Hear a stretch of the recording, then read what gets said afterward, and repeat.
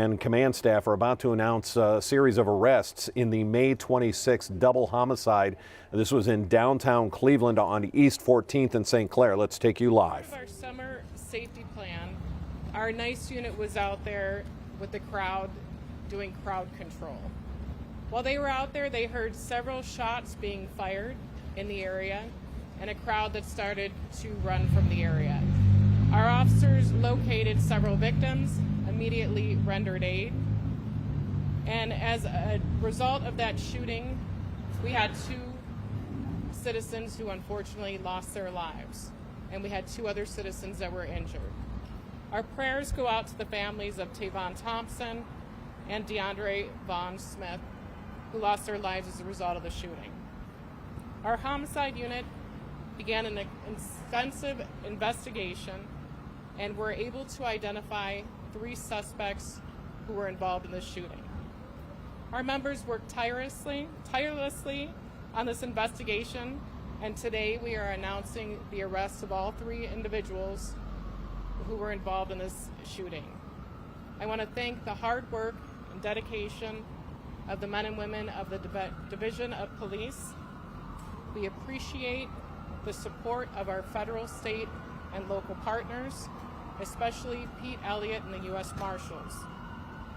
We continue to ask the community, if you have information about a crime, please contact us at 621-1234, or you can, sorry, got it?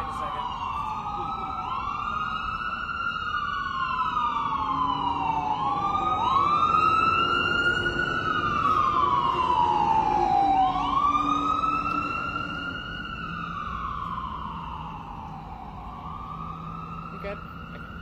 So we continue to ask the community, if you have information about a crime, to call us at 621-1234 or Crime Stoppers at 216-252-7463. At this point, we're going to open it up for a couple questions, whatever we're able to answer. Chief, is there any knowledge on why this crime occurred? The motivation behind it? The motivation behind the crime, I'll have Deputy Chief Ali Pillow come up. I'm sorry, here you are. So we're still looking into it. The investigation is still early. We've identified the suspects. Our detectives are going to have an opportunity to attempt to interview those suspects. We still got evidence to take a look at. And in terms of a motive yet, we've not them comfortable to speak on yet. Anything else? When people see this story at home, what do you want them to take away from it? I just want to reiterate what the chief talked about. This started with a prevention component. We had officers in the area trying to prevent crime. Once that crime did happen, we started our investigative component to try and identify the suspects, which we did, and then our enforcement component, which consisted of our NICE unit again, that we talked about with our summer initiative and some of the RISE initiative, implementing that group of officers to enhance our ability to track down and people we've identified committing crimes. And we were successful with that today. And also, the 4th component that we talked about during our summer initiative was the feedback.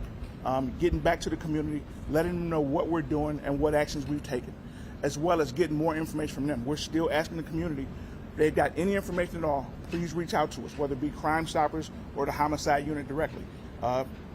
Please don't consider your information unimportant. Reach out to us. Chief, is there any reason to believe that those individuals who passed away were targeted? Does this appear to be more of a just random spring of the area? I don't know that the individuals were targeted. We believe that this started with some type of a confrontation. As to whether or not the individuals who were injured, if all of them were directly involved in that confrontation or not, is what we're still investigating. What led you to the individuals who have since been arrested?